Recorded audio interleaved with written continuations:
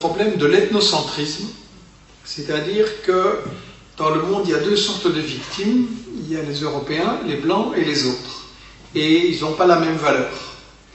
Et je crois qu'on ne doit pas sous-estimer le fait que nous, Européens, on est des colonialistes depuis 5 siècles.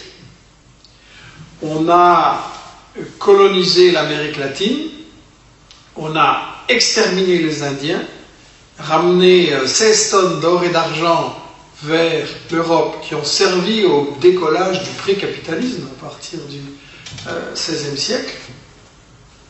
Et ça a laissé des traces. L'Église disait, c'est pas grave de tuer un Indien, ils n'ont pas d'âme. Ça, c'était la doctrine officielle de l'Église pour justifier les violences et le pillage économique qui était commis. On a redit la même chose après sur les Noirs. Avec la traite des esclaves, c'était permis, les Noirs n'avaient pas d'âme, c'était comme des animaux. Donc, toute cette mentalité coloniale a laissé des traces. Moi, dans les années 50, j'étais élevé chez les Jésuites, avec une famille bien bourgeoise et réactionnaire, et au catéchisme, on m'apprenait les Noirs sont par nature indolents et paresseux. J'ai encore cette phrase qui me trotte dans la tête. Les Noirs sont par nature indolents et paresseux. Les Arabes étaient bien entendu fourbes, les Chinois aussi, et donc finalement il n'y avait que les Blancs qui étaient vraiment bien. Donc on a été élevés là-dedans. Maintenant les choses sont moins crues, plus hypocrites peut-être. Mais je crois que toute cette longue tradition, elle doit bien se résumer par cette idée que c'est Régis Debray qui a exprimé ça d'une très jolie façon. Il a dit à propos des intellectuels français et européens, ils ont enlevé leur casque colonial, mais en dessous la tête est restée coloniale. J'aime bien cette phrase parce que je pense qu'elle montre tout le travail qu'on a à faire par rapport à cette éducation qu'on a reçue à l'école, à la télé, autour de soi. Il y a le mépris de l'homme blanc pour les autres. Il y a des gens, y compris des gens qui se disent de gauche et progressistes, mais qui trouvent toujours de bonnes raisons pour les guerres de la France. Alors ça doit être dit clairement, parce que c'est une divergence que j'ai avec eux, et qu'ils refusent de débattre publiquement. On préfère me coller des étiquettes dans le dos, comploteur, antisémiste, conspi, extrême droite éventuellement, vous avez pu entendre ce que j'ai dit, et voir si c'est de l'extrême droite. Et donc, je crois qu'il y a quelque chose qui doit être dit clairement. Des intellectuels français ou belges qui se disent de gauche et qui trouvent toujours de bonnes raisons pour les guerres de la France contre les peuples du Sud, quelque part, ils restent un peu colonial. Et si on se réfugie dans l'attitude ni, en disant oui, j'aime pas Bush, mais Saddam Hussein quand même non plus, ou j'aime pas l'OTAN, mais enfin Kadhafi, il fallait s'en débarrasser, ben déjà vous voyez le résultat. Il fallait libérer la Libye et amener la démocratie. Vous voyez le résultat? Vous avez des esclavagistes, vous avez des milices, les femmes sont traitées comme des animaux, les Noirs sont attaqués en rue et tués à cause de la couleur de leur peau.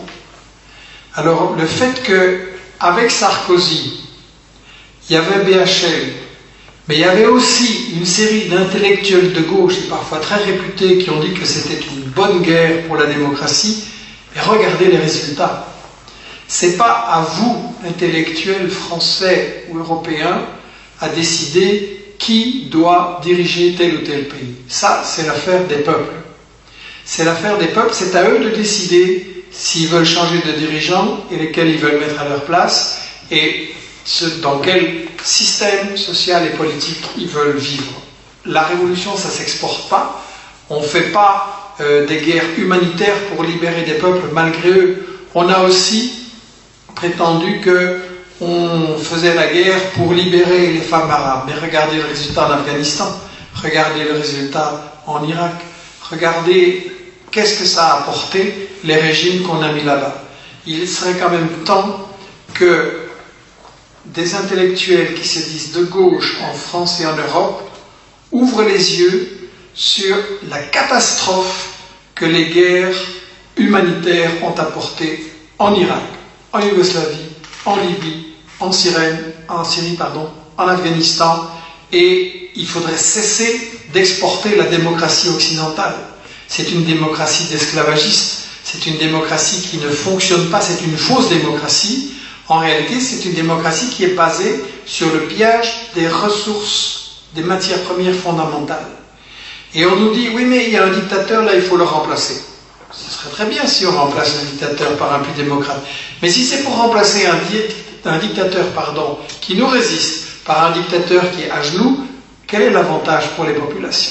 Et de toute façon, le problème n'est pas dans la démocratie, parce que les États-Unis ont renversé Patrice Lumumba, Premier ministre congolais élu, qui était en train de libérer son peuple, et l'ont remplacé par le dictateur Mobutu, avec une dictature sanglante et des milliards de fortune à la fin. Les États-Unis, avec la complicité de l'Europe et de la France, ont renversé Allende, président élu au Chili, pour le remplacer par Pinochet. Vraiment rompre avec cette idée que nous sommes chargés d'apporter la démocratie et le bien-être au peuple. Le gouvernement des États-Unis, le gouvernement de la France, etc., ne sont pas la solution des problèmes, ils en sont la cause. Déjà parce que la misère qui a été installée là-bas, c'est la misère provoquée par nos multinationales qui empêchent ces peuples de disposer de leurs richesses. Les dictateurs qui ont été installés là-bas, c'est presque tous des dictateurs qui ont été mis en place par nos multinationales pour défendre leurs intérêts. Donc, il faut vraiment cesser de se prendre pour la solution quand on est le problème.